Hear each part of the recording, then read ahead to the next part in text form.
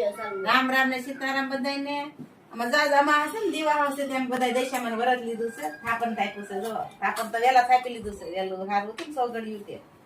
હવે પૂંજા કરી છે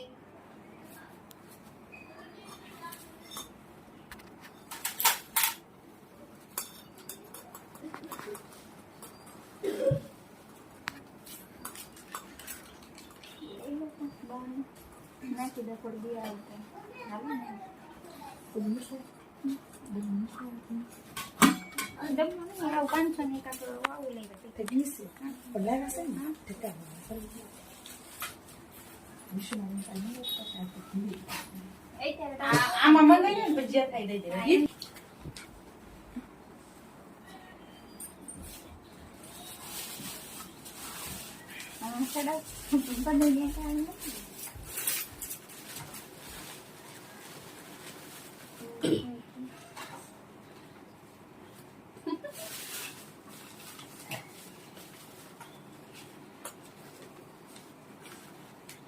આપણે એક એક મૂકીશું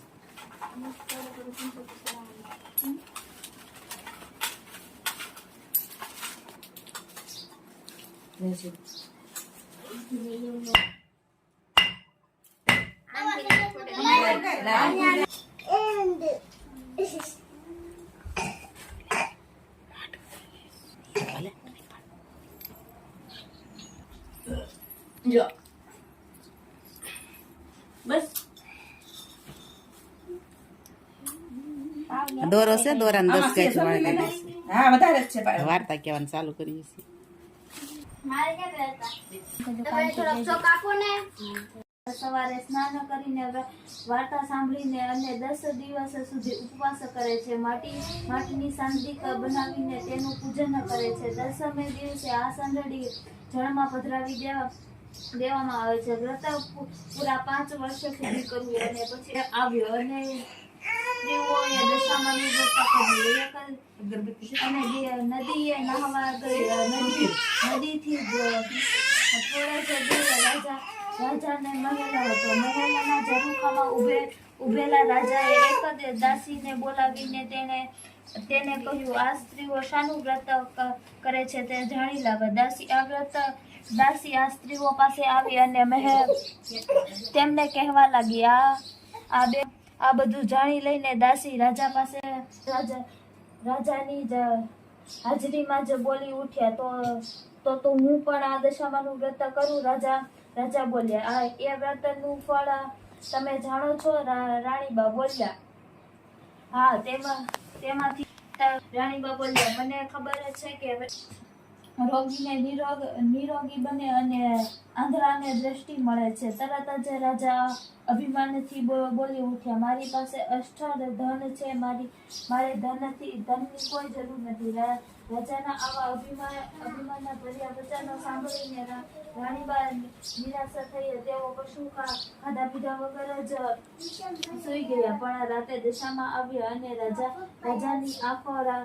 આખા રાજ્યમાં ફરી વળ્યા બીજે દિવસે જ રાજાના રાજ્યમાં ભારે અંધકાર શરૂ થયું રાજાએ ભંડારા ખીખોમાં થઈ ગયો ખજાનામાં એક ફૂટી બદામ પણ રહી નથી અન્નનો એક દાણો પણ રહેવા પામ્યો નથી પ્રજાને થયું કે રાજા અન્નપુષ્પનીય હોવાથી આમ બન્યું છે આથી પ્રજાએ રાજાને કહેવા માંડ્યું આવી દશા માટે તમે જ કારણભૂત છો તમે હવે રાજ્ય છોડી બીજે ચાલ્યા જાઓ એમાં પ્રજાનું કલ્યાણ છે રાજા અને રાણી પહેરે કપડે ચાલી નીકળ્યા થોડે ચાલતા ત્યાં ગામનું પાદર આવ્યું આ પાદરમાં એક બગીચો હતો રાજા રાણી બગીચામાં વિરામ લેવા બેઠા અને બગીચો બળીને ખાખ થઈ ગયો રાણી આ જોઈને રાજાને કહેવા લાગી આ દશા માડીની ચાલ આગળ ચાલવા લાગી તેમની સાથે રહેવા એમના 2 કુંવરો ભૂખ લાગી તે બહેનપણીએ પણ તે લોકોને જાકારો આપ્યો રાજા રાણી વળી આગળ ચાલવા લાગ્યા. તેમની પાસે રહેવા બંને કુંવરો બોલી ઉઠ્યા, માં અમને તરસ લાગી છે, પાણી વિના અમારો કષ્ટ સુકાય. રાજા રાણી બંને અને કુંવરો લઈ વાવમાં તેમને પાણી પીવડાવવા ગયા, અને કુંવરોને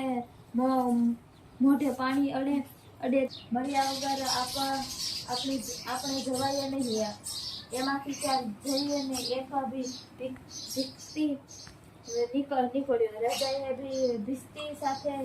તેની બહેનને સંદેશો મોકલાવ્યો, તારા ભાઈએ ભોજાએ તને મળવા આવ્યા છે. તેમને ભીખતી આ સંદેશો આપ્યો એટલે બહેને વિચારવા